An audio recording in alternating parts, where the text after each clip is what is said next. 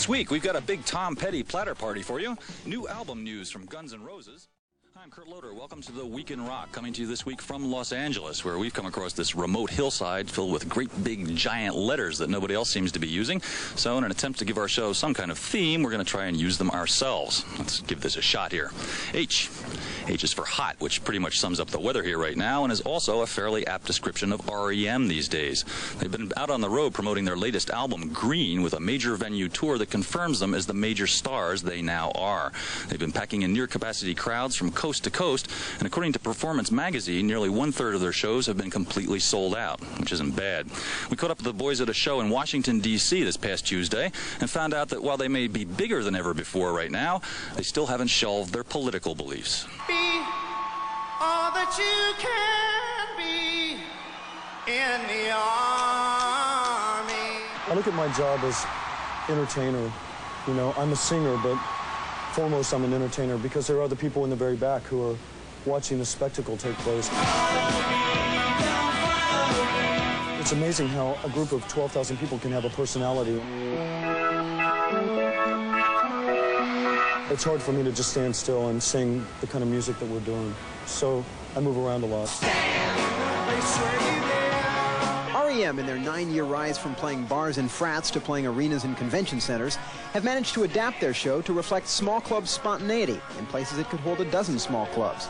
They've achieved this by adding musicians like former DB Peter Holsapple, by using simple, highly visible stage props, and with films and rear projections. It was my idea to put the words on the screen because I didn't want to have to say them.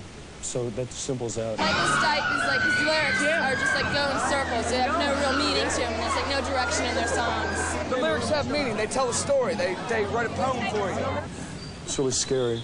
R.E.M.'s newer fans, drawn by top 10 hits like Stand and The One I Love, may not yet know much about the band, and even less about the causes the group care about. But when you see an R.E.M. show, you'll find that they've given lobby space to groups like the Nature Conservancy. Michael Stipe knows that because he sells a few more records, he can reach a few more people with his beliefs. Through being a public person, that in a less didactic, but maybe a more confrontational way, by doing things like this and that I can make people aware of things that I'm concerned about as a person. And one of the things Michael and R.E.M. are most concerned about is the environment. The rising threat to nature is one of the major lyrical themes on Green, and Michael is eager to discourse on the topic on stage and off. Clearly the environment has become a really big issue. And we saw Green, the album, as a way to tie in our concerns with that and, you know, make sense. It's the end of the world as we know it. Earth Day, I think Earth Day started in the 60s. This is a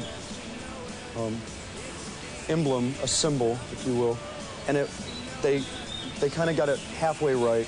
They had patches made up and that, which has come back around 20 years later. You know, I personally don't use styrofoam. I recycle my glass at home. We recycle our glass and our paper on the road.